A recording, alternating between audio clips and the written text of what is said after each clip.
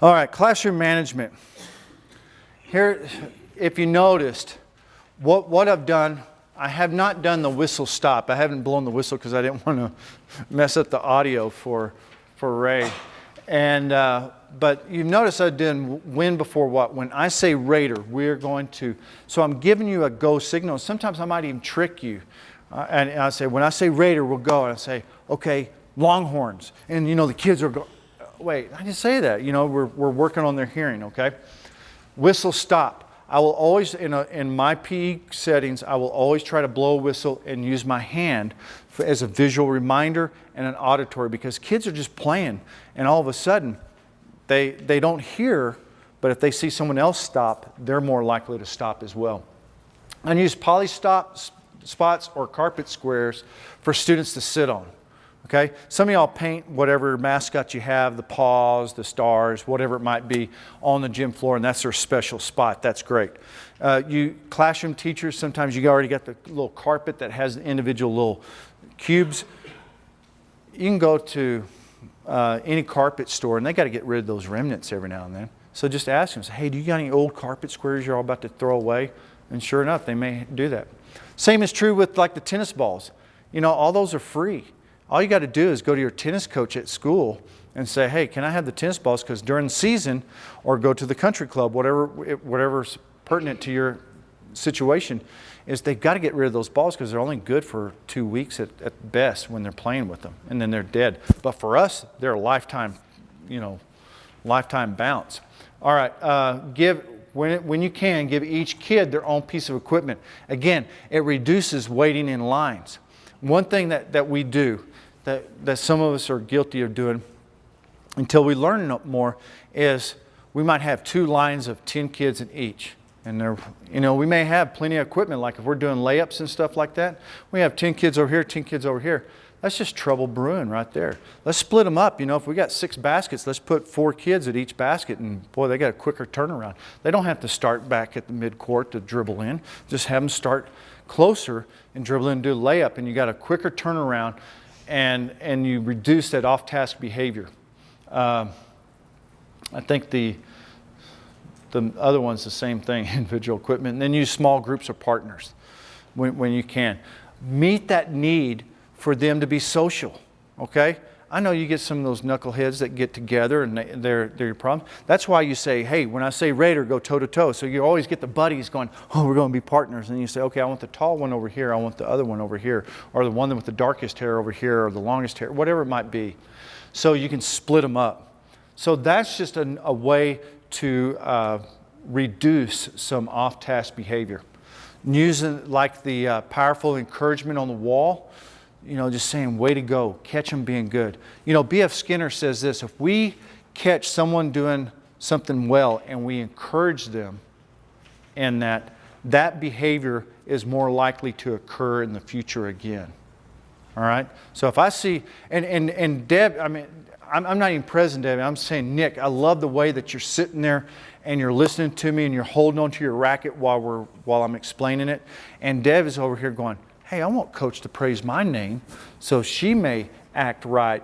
And I may never praise her name, but she's acting right because of that residual effect right there. So that might happen. So those are just some ways of doing that. If we condition our students, and that's kind of a fancy word to do it, but we do it all the time, right? We love people telling us, we look nice or we've done a good job, and we usually seek those people out when we're needing that kind of affirmation. And so we're no different than our kids, okay? But our kids really crave that kind of stuff. A couple of other ideas before we go to lunch.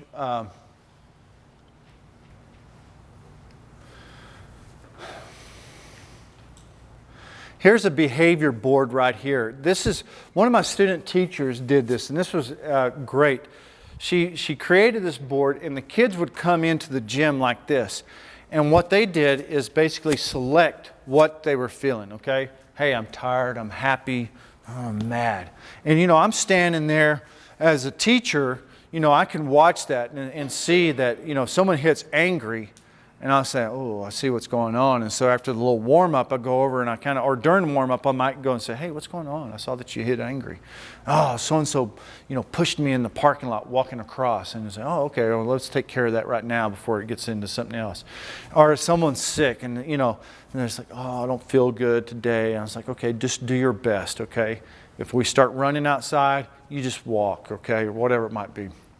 So anyway, that's just one way to kind of enhance, let kids self-select their own kind of behavior. Next is, I got this off Pinterest, and I can't see this part, but it's at the plate.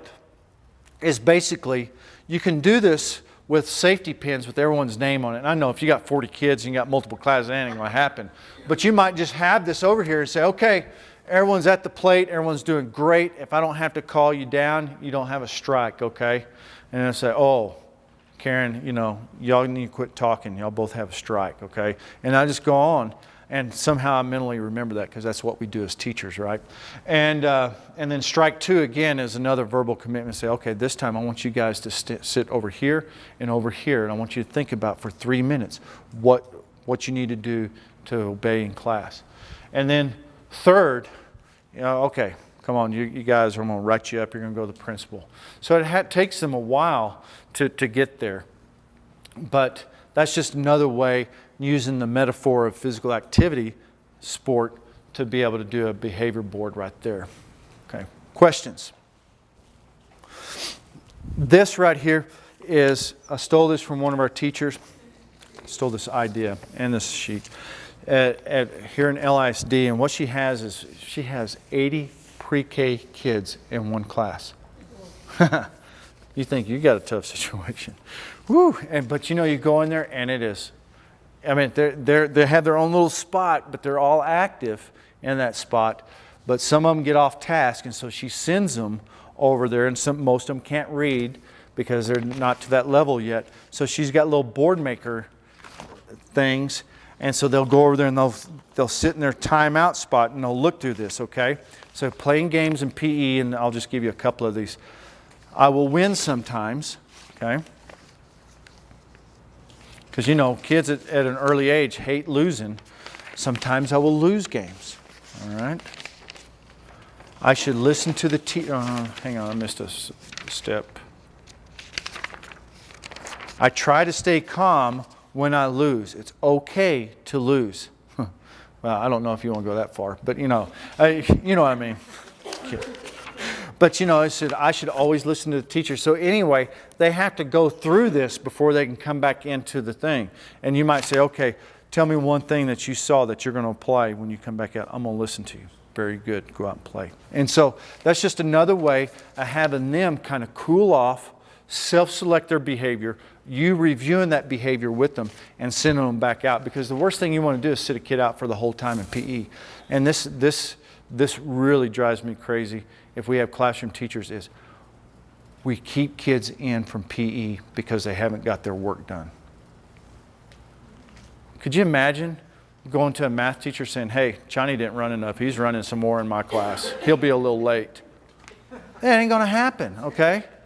So we should have the same respect and demand the same respect in doing that, but it happens.